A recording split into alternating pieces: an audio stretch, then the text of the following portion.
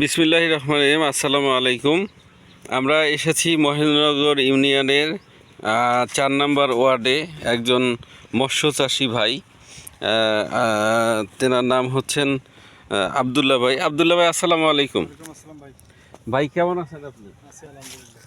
তো আপনি এই পুকুরটাতে কী কী ব্যবহার করেছেন? আমি পুকুরটাতে দিয়েছি ফাস্টেস্ট গ্রোথ গ্রোথ আর হলো ফিশ গ্রোথ।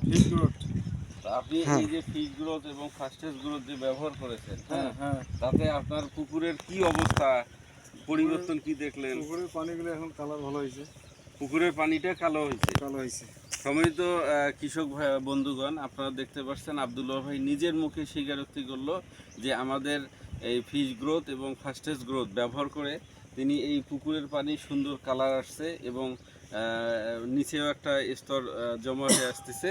আমরা তারপরেও তার কাছ থেকে তার মুখ থেকে শুনবো আর কি। হ্যাঁ, আপনি বলেন যে আপনার এখন মাছের কি অবস্থা পেলেন বা মাছটা কেমন আছে, আপনার পুকুরের পানি কেমন আছে, সার্বিক বিষয় মিলে কিছু বলেন। আছে আর মাছের মাছের খাবার পানিতে কিরকম উপস্থিতি আপনি লক্ষ্য করতেছেন?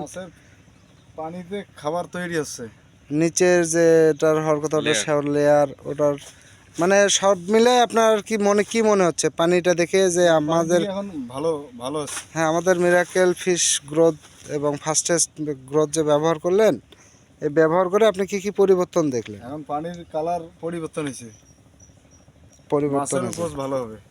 পানির কালার যখন ভালো হচ্ছে তখন মাছের কালারও ভালো হবে, মাছের পরিবর্তনও ভালো হবে। তো আবদুল্লাহ ভাই, আমি যে বিষয়টা আপনার কাছে জানতে চাচ্ছি সেটা হলো, এই যে আমরা বড় একটা দীর্ঘ একটা পুকুর দেখতে পাচ্ছি, এটা কয় শতাংশের মধ্যে পুকুরটা? 1 একর 80%। 1 একর 80 শতাংশ, 180 শতক। 180 শতক।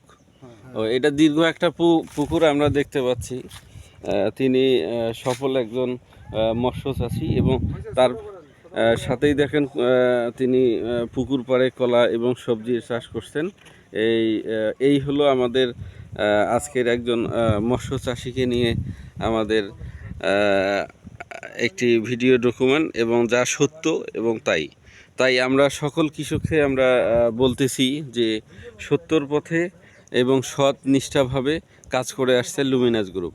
তাই আমরা সকল কৃষকদের বলতেছি, প্রান্তিক পর্যায়ের যে কৃষকদেরকে আমরা বলতেছি, লুমিনাস গ্রুপের বিকল্প কেউ নেই। তো সবাইকে আবারও ধন্যবাদ জানিয়ে শেষ করছি আজকের ভিডিও। আসসালামু আলাইকুম।